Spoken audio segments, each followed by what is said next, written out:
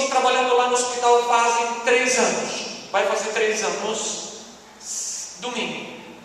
Então vai fazer 3 anos. Às vezes eu fico impressionado como Deus guiou a história para que eu parasse lá. É interessante essa história, um outro dia. E eu vou trazer hoje à noite aqui, como é líderes, eu vou tentar provocar vocês um pouquinho. Falar a partir das minhas experiências de hospital, como a gente lida com esse tema. Culpas e mágoas. E então assim, não espere uma explicação bíblica, uma exegese, uma dogmática, eu não vou entrar nesses assuntos. Eu vou falar mais de questões bem práticas de como a gente lá no hospital lida. Trabalhar como pastor num hospital é muito diferente de uma comunidade. Eu trabalho da segunda-feira, eu não tenho folga na segunda. Eu trabalho da segunda das 8 até 5h30 da sexta-feira. E aí quando eu tenho algum evento fora, como palestras, cultos, algumas coisas, eu tenho liberdade então de na segunda-feira tirar umas horinhas de folga ou sair um pouco antes. E trabalhar lá dentro da questão da culpa e das mágoas é difícil, porque mexe com a gente. A primeira coisa que eu quero definir um pouquinho é sobre conceitos. Conceito. A palavra de mágoa vem do latim. Mácula representa um sentimento de desgosto, pesar, sensação de amargura, tristeza e ressentimento. Então você consegue perceber facilmente quando uma pessoa ela está magoada. Você fala, você lê no olhar. Quando a gente trabalha dentro de um hospital e você conversa com muitos pacientes, com muitas pessoas, aí esses dias tem uma mulher lá que é da nossa igreja, ela estava meio cabeça baixa e disse assim: Dona Leonita, qual é o seu problema? Então eu disse assim: pastor, quem é que te contou isso? Eu disse: eu estou 3 anos aqui no hospital, eu já consigo ler como vocês leem. Então quando você fala uma coisa para uma pessoa, você nota na hora. E essa palavra mácula, ela quer justamente mostrar isso no rosto. Pode durar um bom tempo, é possível percebê-la no semblante, nas palavras e nos gestos de uma pessoa. Gente, eu descobri que no hospital existem muitas doenças contagiosas. Gripe, um monte de outras coisas. Mágoa também é contagiosa. Culpa refere-se à responsabilidade de uma pessoa ou grupo por ato que provoca prejuízo material, moral ou espiritual, a si mesma ou a outra pessoa ou grupo. Normalmente a questão da culpa ela sempre aparece. Tem pessoas que têm mania de tem que ter um culpado, nem que seja um cachorro, mas alguém é culpado, não é? E se não conseguem culpar ninguém, então vamos pegar aquele que não consegue se defender. Deus é culpado, não é? É um sentimento que se apresenta à consciência causado por atos negativos, por falhas e erros e imperfeições. Então, a culpa também é contagiosa. Vocês vão perceber. E eu vou falar algumas coisas aqui, vocês vão olhando aos poucos para dentro das suas comunidades e vocês vão ver quase que rosto de pessoas. É meio intencional isso. Eu queria selecionar algumas pessoas. Eu tinha colocado uns 5, mas como eu descobri que eu só tenho 40 minutos, e eu espero que a apresentação do hospital já desconte nesse tempo, eu resolvi só pegar 2. Caim. Eu escolhi essa foto de propósito, é de uma história de crianças. Aparece o coração rachado. Eu acho que a gente faz poucas pregações sobre Caim. Eu não sou fã do Caim, mas ele me mostra algumas coisas, e eu quero trazer algumas coisas que ele lida com culpa e que ele lida com mágoas. Olha só o contexto que eu quero colocar. Gênesis 4, de 4 a 7. O Senhor aceitou com agrado Abel, a sua oferta, mas não aceitou a Caim e a sua oferta. Por isso Caim se enfureceu e seu semblante se transformou. Veja como a mágoa transforma o rosto. O Senhor disse a Caim: por que você está furioso? Por que se transformou o seu rosto? Se você fizer o bem, não será aceito. Mas se você não o fizer, sabe que o pecado ameaça porta. Ele deseja conquistá-la, mas você deve dominá-la. Algumas questões aqui em torno desse texto. Talvez algumas pessoas vão discordar, e tomara que sim. Mas querer ficar magoado e querer culpar alguém ou a si mesmo é uma questão de decisão própria. Você me acredita? Você pode decidir se você vai ficar magoado ou não. Você pode decidir se você vai culpar alguém ou não. Quer ver como é verdade? Se eu fosse para xingar vocês hoje à noite, vocês iam ficar magoados. Sabe por quê? Porque eu sou pastor. Se viesse um estranho aqui na rua e xingasse vocês iam dizer: meu irmão, nós vamos orar por vocês. Vocês não iam ficar magoados. Por quê? Pode notar. Alguém fala mal de você no trabalho, porque você não tem relacionamento. Você não fica magoado. Mas se o esposo ou o marido, ou os filhos, ou alguém da igreja fala mal, você fica magoado. Por quê? Sabe por quê? Relacionamento é o nome desse negócio. Então vocês esperam ter um relacionamento comigo e eu espero ter um relacionamento com vocês. E qualquer coisa que eu disser, que vocês não concordarem, dependendo do tom que eu digo, vocês vão ficar magoados. E vão me culpar. Isso é assim. O que acontece aqui? O Caim tem um relacionamento com Abel. O Caim também tem relacionamento com Deus. Lembra? Já estou indo para a próxima parte aqui. Os pais do Caim foram expulsos do jardim. Eu sei que tem uma linha teológica que diz aí: mas talvez isso é uma história que o pessoal inventou para contar a história entre agricultores e pastores do campo. Tudo bem, vamos deixar isso um pouquinho do lado. Ainda assim havia um relacionamento aqui. E o Caim, ele foi expulso. Os pais do Caim, alguém se lembra como é que é o nome deles? Você sabia que Adão e Eva têm sobrenome? Sabiam? Está na Bíblia. É verdade. O pessoal aí já está falando: espera aí, onde é que está? Na minha Bíblia não está. Está assim: Adão de Barros e Eva da Costa. O nome de Caim quer dizer adquirido e possuído. Quer dizer, quando eles saem do jardim, eles têm a esperança de que o próprio primeiro filho vai trazê-los de volta para o jardim. E não acontece. Ele é o filho mais velho. Relacionamento. É para cá? É para lá. Aí acontece a cena trágica, o primeiro assassinato. Vem aquela ideia: se eu não consigo vencer, então vamos dar um jeito, vamos eliminar o meu problema. Aí pergunta: na comunidade não é assim? Quando tem um membro que te causa problema, o que vocês fazem por ele? Não vamos votar nele. Vamos orar por ele. E se não dá para colocar? Não estou dizendo que está errado. Veja só. É o que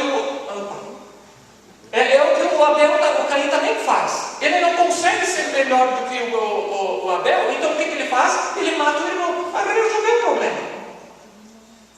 Aí vem a pergunta.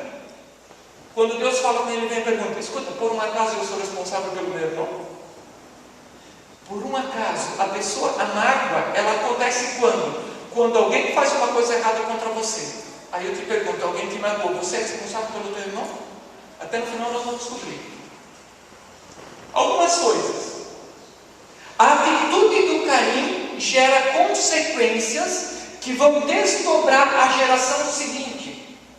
Ele é errante. E aí, se a gente pudesse continuar lendo lá, aquele negócio vai muito longe lá. Gera medo, gera culpa na vida dele. Ele tenta fugir, tenta se esconder. Só que aí tem um negócio interessante. O Senhor dá um salvo-conduto para o Caim. Vamos pensar numa situação. Volta e meia lá em Jaraguá, acho que isso acontece em Jaraguá. Nós pegamos lá no hospital alguma criança que é violentada sexualmente por alguém da família. Aí, de repente, a justiça dá um salvo-conduto para esse camarada. Sabe o que a justiça faz? Manda prender, porque se deixar na rua, a gente vai ter as dores do Caim. Você nunca pensou nisso? Eu tenho uma filha de 6 anos. Um dia eu falei sobre esse assunto num grupo de estudo bíblico, e um rapaz no meio do estudo bíblico levantou e disse: pastor, se fosse a tua filha, o que tu faria? Eu disse para ele assim: eu peço que Deus cuide para que isso não aconteça. Mas se acontecer, eu não sei se eu não vou conseguir me segurar. Eu acho que eu vou perder a cabeça. Nós estamos falando de mágoas, de culpas. E é engraçado, e aqui tem uma coisa muito interessante. Quando Caim mata e executa, e ele começa a se isolar, ele começa a perguntar: eu sou responsável pelo meu irmão. E Deus diz: não, peraí. Se o Caim tivesse reconhecido o seu erro, se o Caim tivesse admitido a sua culpa e a sua mágoa diante de Deus, porque ele ficou magoado, porque a fumaça dele não foi reta, mas ela foi toda torta. E ele talvez não sabia disso ainda, mas que Deus também ama quem é torto. Você sabia que Deus ama quem é torto? Por isso eu tenho as costas tortas, eu fico feliz, Deus me ama. Quando ele começa a dar lugar para a culpa na vida dele e para a mágoa, acontece um negócio bem interessante. Ele se afasta da presença do Senhor e foi viver longe em outro lugar. Pensa nas comunidades, quando as pessoas se sentem magoadas ou culpadas, o que elas fazem? Se isolam. Eu disse que você ia lembrar de pessoas assim. Elas se isolam, elas ficam no canto. Aí vem a pergunta: quem é que vai lá? Quem é que vai falar com essa gente? Alguém precisa ir lá? Alguém? Isso eu vou falar depois. O que podemos aprender com Caim? Deus trata as pessoas de forma individual. Talvez a tua mágoa até é compreensível. Talvez você culpa alguém e essa culpa até tem certo valor, mas Deus trata de uma forma individual cada pessoa. E isso normalmente a gente acha que Deus trata todo mundo igual como Ele me trata. Espera aí, não vem assim não. Olha os discípulos de Jesus. Um dia nós teríamos, eu falei isso um dia aí, a gente ia fazer um estudo sobre os discípulos de Jesus. Gente, isso dá trabalho. Deus olha para as intenções do coração e não para as aparências. Sabe quando é que a gente começa a ficar magoado? Quando eu acho que a intenção dele é mais santa do que a minha. Quando eu acho que ele falou isso para mim, você viu como ele olhou para mim? Não, tem uma coisa errada. E aí começa a se instalar as coisas. Né? Deus olha para dentro do coração. Gente, quantas coisas nós poderíamos evitar na igreja, quantos problemas na liderança, entre membros, na sociedade, se nós pudéssemos reconhecer e ver que Deus enxerga dentro do coração e não pela aparência. E é interessante, há a possibilidade do recomeço. Também para o Caim há uma possibilidade do recomeço. Deus é bom. Se Deus fosse um Deus olho por olho, Deus tinha dito para o Caim: morre. Morria. Precisamos ser honestos com Deus e com os nossos sentimentos. Talvez alguns vão se lembrar de uma época que se pregava mais ou menos assim, de uma forma geral. Você não pode dar muita atenção para os teus sentimentos. Você tem que ser racional. Esse negócio de, eu sinto Deus, que isso não é de Deus. Alguém lembra dessa época? Se fez muita besteira sendo racional demais. Hoje nós temos que dizer outra coisa. Hoje nós temos que dizer que as pessoas quase estão sentindo Deus. Aí tem gente abraçando a árvore: eu sinto Deus. Eu sinto. Daqui a pouco, esses dias eu conversei com alguém, disse assim: Deus para mim está nas coisas. Aí eu disse assim: você é vegetariana? Sim. Então quando você come a repolho, você está comendo Deus. É porque ela quer sentir Deus. Hoje é o outro lado. Tem que voltar de novo para o equilíbrio, dá para entender? Nem só razão, mas nem só sentimento. Ignorar os sentimentos é endurecer. Quando você fica culpado, quando você fica magoado, ou quando você culpa alguém e você diz: isso é bobagem, e a gente não fala sobre isso, você está endurecendo o seu coração, você está se afastando de Deus. Você já parou para pensar nisso? Com filhos a gente faz isso. A minha filha volta e meia, ela diz: pai, está doendo aqui. Filha, deixa de bobeira, isso já vai passar. Para ela doeu. Eu devia ter dito: filha, legal, está doendo. Muito bem, vamos dar uma sopradinha aqui que já vai passar.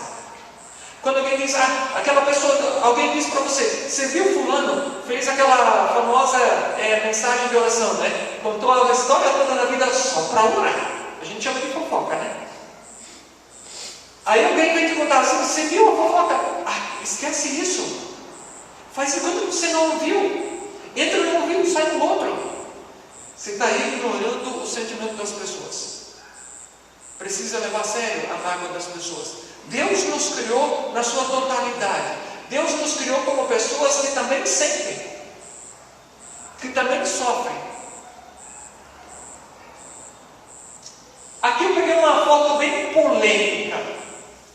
Eu no hospital eu uso muito essa personagem, a mulher adúltera. É um texto interessante. Sabe que tem, na minha realidade dentro do hospital, na minha realidade lá, tem algumas coisas bem complicadas. E eu gosto de usar, a gente costuma lá dizer assim, quebrar as pernas. A mulher adúltera e o ladrão na cruz quebra as pernas de qualquer doutrina que se possa criar sobre lei. Nós vamos falar depois um pouquinho sobre lei. Qualquer coisa. Porque tem umas coisas interessantes. Olha só. Jesus se pôs de pé e perguntou para a mulher: onde estão eles? Onde estão os teus acusadores? Ninguém a condenou? Olha a resposta dela: ninguém, Senhor, disse ela. Então disse Jesus: eu também não a condeno. Vá e não abandone a sua vida de pecado.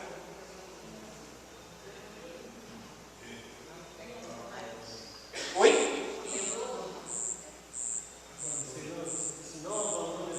Isso. Vai e abandone a sua vida de pecado. Desculpa, eu não sei o que eu falei. Falou não. Ah, desculpa. Eu já estava lá na frente. Coisas do hospital, estresse, sexta-feira. Eu tive que fazer aconselhamento com uma moça que era lésbica. E aí, quando ela estava conversando comigo, aí eu orei pedindo para que Deus abençoasse a vida dela. Eu pedi para que Deus ajudasse ela a ser feliz. Eu pedi para que Jesus se revelasse a ela. E eu pedi para que Deus fizesse notável o quanto ela é amada por Deus. Quando eu disse amém, ela olhou uma mão desse tamanho assim. Ela olhou assim. Ela estava umas 2 semanas lá, eu disse para ela: está tudo bem, querida? Sim, está tudo bem. Eu disse: desculpa, eu falei uma coisa que eu te magoei, eu falei uma coisa errada. Não, pastor, é a primeira vez que alguém não pede para Deus me curar do homossexualismo. Eu disse: querida, esse assunto tu tem que discutir com Deus, não é comigo. Tá, pastor, mas tu me condena? Sim, não. Eu não te condeno. Mas por que tu não me condena? Eu disse: porque eu não posso te condenar. Eu não sou Deus, eu não sou juiz. Dá para entender o que está por trás? Eu dei um orando de família para ela, ela foi embora, ela morava em Curitiba. Umas 3 semanas o pessoal disse: pastor, tu conhece alguém de Curitiba? Eu disse: não me lembro. Atende lá, vê quem é. Era aquela moça: pastor, estou lendo aquele teu livro lá, estou gostando, estou procurando até uma igreja evangélica. Eu fiquei assim contente, vou brincar. Yes! Você entende? A gente é muito rápido para condenar. Olha só, Jesus estava no Monte das Oliveiras. Ele não estava lá para fazer piquenique. Se uma hora você puder, dá uma procurada quantas vezes Jesus ia na montanha. Ficar sozinho. Provavelmente ele estava orando. Ao amanhecer ele estava no templo ensinando as pessoas. Esse é o contexto. Lá vem os mestres da lei trazendo um flagrante. Eles pegaram ela em flagrante. E pela lei, eles já sabiam qual era a sentença. Mas eles queriam acusar Jesus. Eles queriam ver como é que fica esse negócio todo. Aí o que acontece? Jesus escreve no chão. Tem muita gente querendo descobrir o que Jesus escrevia no chão. Eu vou falar bem sincero, como pastor que trabalha no hospital. Eu dou a mínima para o que ele escreve. Não que isso não fosse importante. Mas que diferença vai fazer isso para mim? Sabe onde está o meu foco? Quem não tem pecados, atire a primeira pedra. É lá que tem que estar o nosso foco. E quando esses camaradas, quando a autoridade ouve que não tem pecados, admitindo que as sentenças deles também falham. E eles vão embora. Aí eu estou brincando ali, né? Saída pela esquerda, não tinha aquele desenho? Saída pela esquerda. O cara assim, mano, onde estão os teus acusadores? Aí eu pergunto para você, quando você se culpa, ou quando você culpa alguém, onde que está o teu acusador? A Bíblia nos diz de que o diabo é o nosso acusador. E se uma hora você puder, pensa, lá em Efésios, quando fala do escudo da fé, diz que vem os dardos inflamáveis do inimigo. Tanto mágoas como a culpa vem com um pensamento só um. Isso é igual a um cerco, aonde passa um boi. Se passar um boi, passa a boiada inteira. Se você der o espaço para o primeiro pensamento de culpa e de mágoa, você vai levar uma avalanche de culpa e de mágoa. Sabe aquele pensamento assim? Que droga, eles não olharam para mim. Passou a boiada. Mas alguém, ele é culpado. Passou a boiada. É isso que está por trás. O que podemos aprender com a mulher adúltera? A lei sempre gera culpa e vítima. Você passou no trânsito, no farol vermelho, onde é que eu estava com a cabeça? Você acabou de desculpar. E aí quando a esposa vê a multa, né? Ela diz assim, sim, você está com a cabeça onde? Se é sério, tem esse negócio nos olhos para quê? A gente se sente mal, né? A lei não salva, ela dá sentenças. E toda vez quando acontece uma situação qualquer, na igreja, nos grupos, e você diz, você está errado, você acabou de dar uma sentença. Você julgou e condenou, não tem mais chance. Nos grupos é assim, na igreja é assim, a gente faz isso. Jesus pergunta, vai e não peques. Aí eu pergunto, onde é que estão os teus pecados? Para eu poder dizer que alguém é culpado, eu preciso identificar o pecado. Onde é que está o pecado? Você entende como é complicado lidar com essas questões? Jesus diz, nem eu te condeno. Vocês não têm ideia de como no hospital a adrenalina corre solta.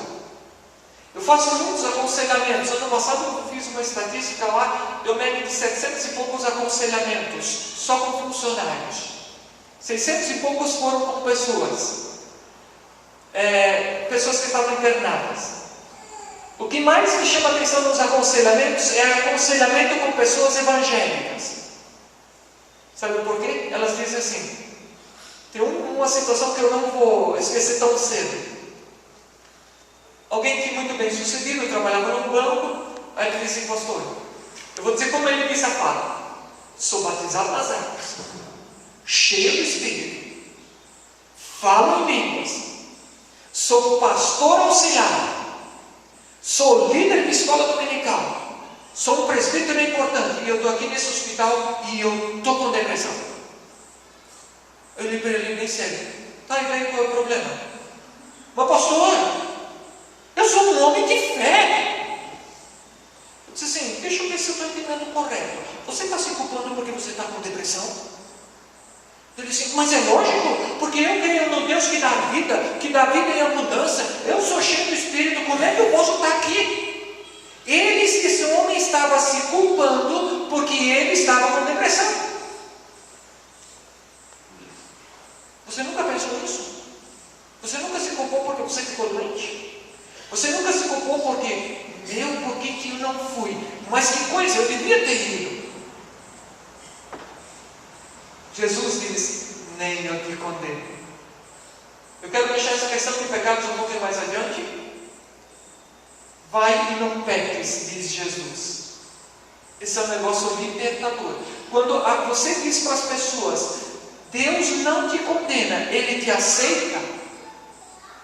A partir do momento que você se sente aceito por Jesus, vai e não peques, gente, isso dá uma liberdade para as pessoas, dá uma leveza você vê os ombros relaxar. O ombro faz o teu.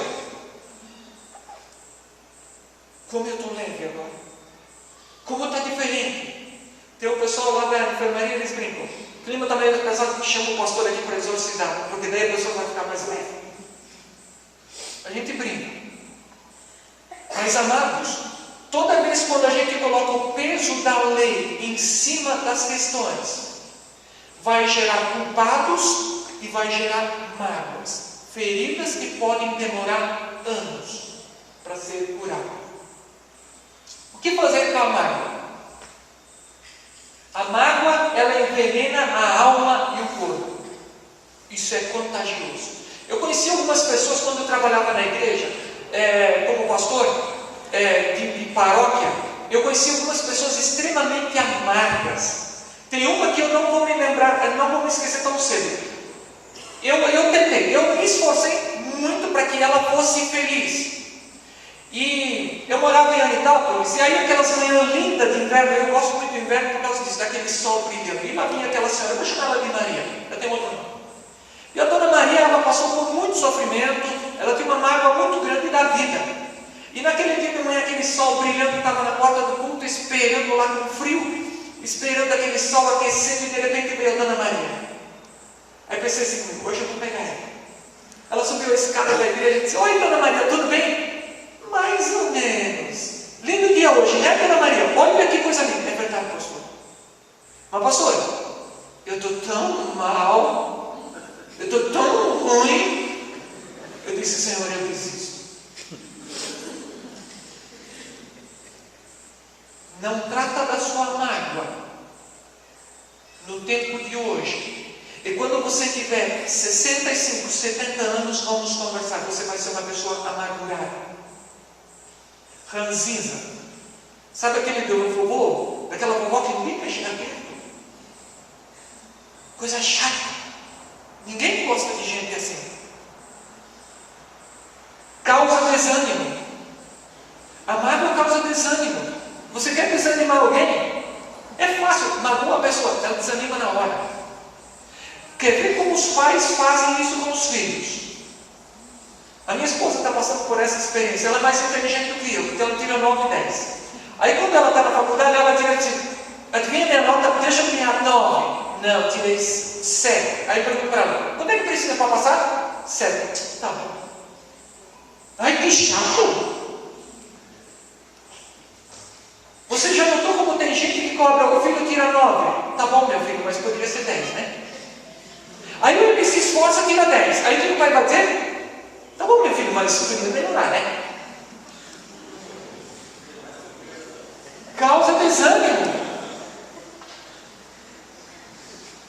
Deturpa a visão do mundo e das pessoas. Se você não tratar a mágoa, você vai ter uma visão distorcida das coisas. Porque você vai achar que todo mundo é amargurado, todo mundo é magoado, todo mundo é triste. E aí os psicólogos ganham dinheiro, porque tem psicólogo aí que acha que todo mundo tem que fazer tratamento a vida inteira. E quem é uma pessoa magoada, fica à vontade, vai ao psicólogo. Até eu dizer a receita.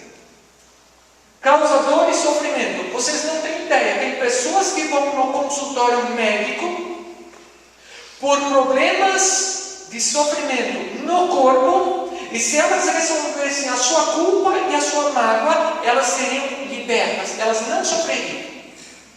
Tem um amigo meu que em Rio do Sul era médico, ele dizia assim, 60% dos meus clientes têm problema com culpa e com mágoa. 60%. Quando eu estava lá em Rio do Sul, eu não acreditava. Hoje eu trabalho lá no hospital e eu vejo que é verdade. Culpa e sofrimento.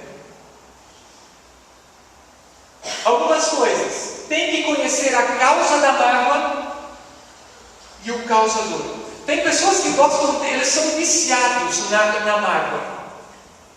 É aquela história, né? O cara não fala com o vizinho. Aí você pergunta, mas por quê? Ah, porque ele fez muito mal para o meu avô. Mas o que ele fez para o teu avô? Sabe que eu não me lembro? Mas ele está magoado. É verdade. Tem pessoas assim, mas a gente tem que conhecer. Para se libertar da mágoa, você precisa da absolvição. Para você e para a pessoa. Absolver. Eu vou falar disso mais tarde. O que fazer com a culpa? Culpa é uma força poderosa que destrói a alma e o corpo. Adoece. E como a gente quer achar culpados, né? Quer ver como destrói tudo? Quando Deus disse para o Adão: Adão, o que é que você fez? O que ele disse? Deus, foi ela. Eva deve ter levado um susto. Eu disse: Eva? Deus diz: Eva, o que você fez? Ah, Deus, peraí, eu sou inocente. É a cobra. Ela é culpada. Deus olhou: cobra, o que você fez? Ela só. É que ela não podia falar muito, mas alguém vai culpar. Destruiu tudo. Você entende? Aí você acha assim: não, eu não culpo ninguém. Ah, peraí. Você não culpa ninguém? Eu vou ser muito sincero. Se você, eu vou falar bem pesado. Se você acha que você não se culpa e não culpa ninguém, desculpa, você é um hipócrita. Muitas e muitas vezes eu me culpo. Eu me culpo porque essa semana eu não tive muito tempo. Eu me culpo porque eu poderia ter feito isso. Eu poderia ter ficado até 2 horas da manhã. Eu me culpo porque eu podia ter levantado mais cedo. Você entende como a gente se culpa? Só que o que a gente faz? A gente não quer reconhecer esse sentimento. Então eu digo: não, deixa assim. Esse pouquinho não faz diferença. Ignorar é afundar-se em remorsos e manipulação. O Adão e o Caim, eles tentaram manipular a questão aqui para dizer assim: Deus, a Eva, eu não fiz nada, eu sou inocente. Porque se tu tivesse me dado a ordem, estaria resolvido. O problema é dela. O Caim olha e diz assim: Deus, por um acaso eu sou responsável pela vida do meu irmão? E aí eu quero pegar esse gancho.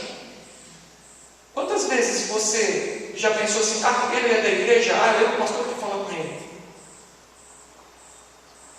Tiago nos diz que se eu sei o que eu tenho que fazer e não faço, eu peco, eu erro. Também na culpa, também na mágoa. Autopunição. Tem um dia um amigo meu que é espírita me deu uma rasteira antes de eu ser pastor. Eu nunca mais, depois disso, falei essa besteira. Na empresa onde eu trabalhava, eu tinha que fazer um serviço lá, e ele era o técnico, ele perguntou assim para mim: ei, Ivanildo, ele me chamava de alemão: e alemão, que nota você dá? Eu levantei, olhei aquele negócio todo, eu disse: 6. Aí ele olhou bem sério para mim: eu, se fosse teu chefe, te dava conta hoje. Você não presta. Disse: cara, calma aí, cara, o que você fez? Eu fiquei magoado. Pô, tu ficou magoado ainda? Tu disse que o teu trabalho não vale nada, tu ainda fica magoado? Eu disse: sim, que nota você daria se você fizesse 10? 10? Eu lembrei: claro, porque o que eu faço é bem feito. Porque se não for bem feito, então não faz. Depois disso eu nunca mais. Não vou dizer que meus trabalhos todos são 10. Eu vou ser bem honesto. Quando você faz alguma coisa, que nota você dá? Autopunição. Você está entendendo? Porque quando eu começo a não reconhecer o que eu realmente faço que é bom, e agora deixa eu ficar com as palavras. Eu louvo a Deus que Deus me colocou para trabalhar no melhor hospital que eu conheço no mundo, é o Hospital Maternidade de Aragos. Topo qualquer desafio. Um dia nós tivemos um outro sínodo que eu trabalhei, o pastor veio lá e ele disse assim: eu quero agradecer vocês que me contrataram para dar essa palestra, porque eu vou ser sincero com vocês, eu trabalho na melhor paróquia que eu conheço do mundo, eu trabalho. Aí todo mundo, todo mundo deu risada. Ele deixou todo mundo dar risada. Ele olhou assim para a turma e disse assim: vocês não acham isso? Peço a conta e vou embora. Troca de igreja. Eu pergunto para vocês, eu ia provocar vocês um pouquinho. A sua comunidade não é a melhor do mundo? Sabe por que a maioria das pessoas troca de igreja? Porque a gente está magoando pessoas e não está tratando culpas. E julgando culpas, porque a gente diz que a nossa igreja não é a melhor do mundo. E aí o campo do vizinho é mais verde.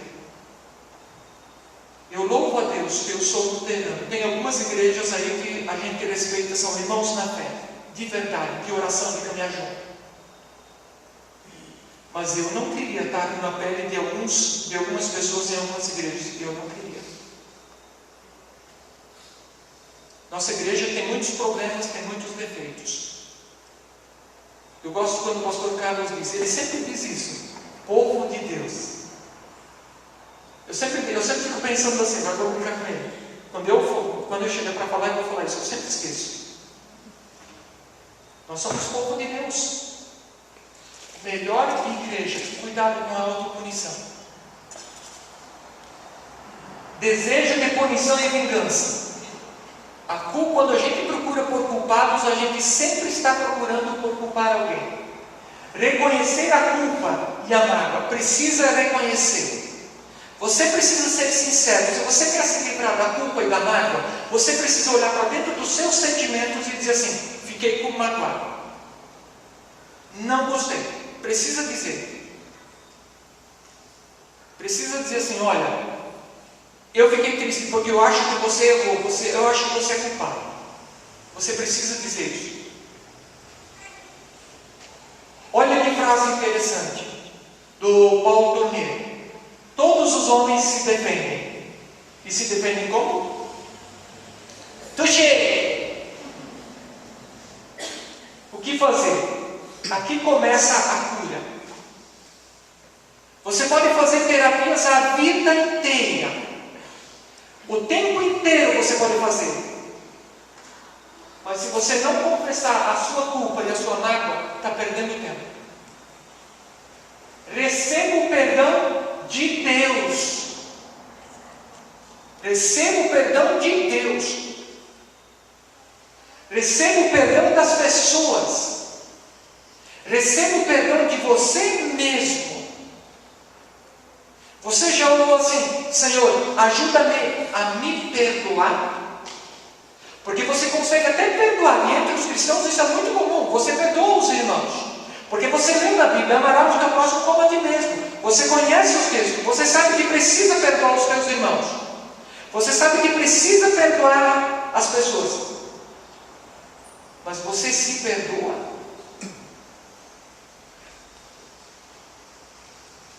Saiba, você não pode pagar pelo seu erro. Você não consegue. Por mesmo que você tente mais mexer, quanto mais você tenta ajeitar, pior fica. Você não consegue pagar pelo seu erro. Você só tem uma opção: você tem que aceitar. Aceitar o perdão de você, das pessoas, aceitar o perdão de Deus. Agradeça pelo perdão sempre. Aí tem aqueles irmãos que um dia alguém estava contando para mim, tem pessoas que oram assim: ó Deus, me perdoa que desde a minha infância eu fui um grande pecador, eu sempre errei muito, muito, muito. Deus, me perdoa. Toda oração está começando, aí tem um problema. Porque sempre de novo começa a repetir, o cara nunca se sentiu perdoado, ele tem problema em se perdoar. Sabe o que é aquela história? Vamos imaginar que de repente alguém tenha o hábito de mentir. E todo dia ele vai lá para Jesus, e ele diz assim para Jesus, não, ele diz para Deus: Deus, ó, me perdoa que eu menti. Um dia ele chega a fé, E aí, com a ajuda de Jesus, ele não consegue mentir durante uma semana. E ele agradece: ó Deus, muito obrigado, que uma semana eu consegui mentir. No 8º dia ele mente. Aí ele vai orar assim: Senhor Jesus, me perdoa porque eu menti de novo. Sabe como é que Jesus vai dizer? Como de novo? De novo, eu fiz uma semana assim. Como de novo? A gente esquece que quando Jesus nos perdoa, diz a Bíblia que Deus pega os nossos pecados, joga no mais profundo do oceano. E aí, história do Ivanildo agora, tem uma placa dizendo assim: não pesca. Você conhece o molinete? A gente anda na praia, pois é, né? Anda para lá. De repente, por alguma razão, minhas mãos traz de volta. Esse é o nosso problema, a gente sempre busca de volta. A Bíblia diz que quando Jesus nos perdoa, Deus não lembra mais dos nossos pecados. Isso é importante. Jesus já pagou pelo seu delito, por aquilo que você fez. Sabe que uma das facetas de entender a graça de Deus é saber que Jesus já perdoou o meu pecado na cruz. Lá atrás, Ele já perdoou o meu pecado, que eu vou cometer aos 80 anos. Você tem noção disso? Eu tenho que falar isso para as pessoas lá no hospital, talvez você já entenderam. Para alguns irmãos de algumas igrejas evangélicas, os luteranos não têm esse problema. São os outros. Quando eu digo, meu irmão, amanhã você vai pecar, Jesus já pagou pelo teu preço de amanhã. Eles me olham, mas pastor, mas como? Eu sou um cara santo. Isso é graça. Jesus já pagou pelos pecados, lá desde Adão até no último dia da vinda da sua vinda, quando todas as pessoas foram para o céu. Já está tudo pago. Você está entendendo por que você não pode fazer nada? Você só pode aceitar o perdão. É aí que começa a fazer sentido. Olha que coisa interessante. Isaías 53. Certamente Ele tomou sobre si as nossas enfermidades, e sobre si levou as nossas doenças. Aí o pessoal acha que com isso aí, ninguém mais fica doente. Não é isso que está dito aí. Mas Ele foi transpassado por causa das nossas transgressões. Foi esmagado por causa das nossas iniquidades. O castigo que nos trouxe a paz estava sobre Ele, sobre Jesus. E pelas suas feridas fomos curados. Aí o pessoal diz, por isso o pessoal diz que não tem doença. Espera aí. Pode curar da mágoa e da culpa. Todos nós, tal qual ovelhas, todos nós nos desviamos, cada um de nós se voltou para o seu próprio caminho. E o Senhor fez cair sobre ele, sobre Jesus. Veja, todas as iniquidades. Não está dizendo uma parte. Não está dizendo, Jesus tomou sobre si a iniquidade até no momento em que você tomou consciência. Tudo. Quando eu começo a entender isso, de que Jesus morreu para mim, por mim, até pelos pecados que eu ainda vou cometer, sabe o que isso acende aqui dentro de mim? Puxa, então eu vou cuidar para errar menos. É isso que a gente chega à conclusão. Eu vou cuidar para nessas mágoas e essas culpas não tomarem conta da minha vida. Não precisa. Jesus já pagou por isso. Antes desse troço ali, tem que contar um exemplo aí. Em Anápolis eu atendi um garoto, uns 20 anos, usuário de drogas. Ele em São Paulo se meteu num assalto e na fuga matou um policial. Ele era procurado pela justiça, veio se esconder em Anápolis. Isso é perto de Florianópolis, para quem não sabe onde é. Eu nunca vou me esquecer daquele garoto. 20 anos, Adiro o nome dele. E como ele era usuário de cocaína, quando ele tomava demais, ele passava mal, a família chamava, levava para o hospital. E aí eles me chamavam, como era o pastor que morava lá, não tinha outro melhor, então tem que ser esse mesmo, né? Então, ó, autopiedade. Isso como é interessante? Aí chegava lá, conversava com o rapaz. E eu não sabia mais como ajudar o Adiro. Aí ele tinha me contado que ele matou ele não tinha contado para mim que matou um policial. Aí eu disse assim, Deus, como é que eu vou chegar no coração desse menino? Esse garoto vai se perder. E quando eu estava indo para o hospital, eu tive uma ideia. Eu disse, eu vou dizer uma coisa para ele. Cheguei lá e disse, Deus, tudo bem, sentamos lá e tal. Eu disse, cara, eu conheço um cara que pagou todas as tuas dívidas. Ele falou bem assim, ó. Está mandando o quê, pastor? Eu disse assim, pagou todas as tuas dívidas. Tu está maluco? Isso é verdade. Todas? Todas. Mas eu nem sei, você nem sabe quem eu sou. Você não precisa saber. Mas o cara sabe, ele pagou todas as suas dívidas. Quem é esse doidão? Jesus Cristo. Não é possível. Aí eu disse, mas ele pagou tudo. Pastor, tu não sabe com quem tu está falando? Aí eu disse para ele, claro que eu sei. Eu sei um cara que está envolvido em um monte de problemas, um monte de confusão, porque não sabe quem é Jesus. Mas tu acha que ele ia me perdoar? Acho. Tu acha que ele ia me aceitar? Acho. Mas pastor, eu matei um homem. E daí? Diante da justiça dos homens, provavelmente vai ter que ir para a cadeia. Mas diante de Deus, se tu pedir perdão, Jesus disse, está perdoado. Isso não é possível. É possível. Pastor, eu já fui em um monte de igreja, eu nunca ouvi isso. Tu está viajando. Tu parece que até fumou uma. Ele disse para mim. Aí eu disse, quem fumou? É tu agora que não está entendendo. Lamentavelmente, no outro dia ele usou drogas, ele teve uma overdose. Mas o que eu guardo na minha mente é que ele ficou sabendo de que Jesus perdoa tudo ele. Queria orar ainda antes. Se alguém quiser entrar em contato, né, essas coisas aí do hospital, né? Eu achei aquele bonequinho amarelo bonito, parecido comigo, meio branco amarelo. Eu queria convidar para orar.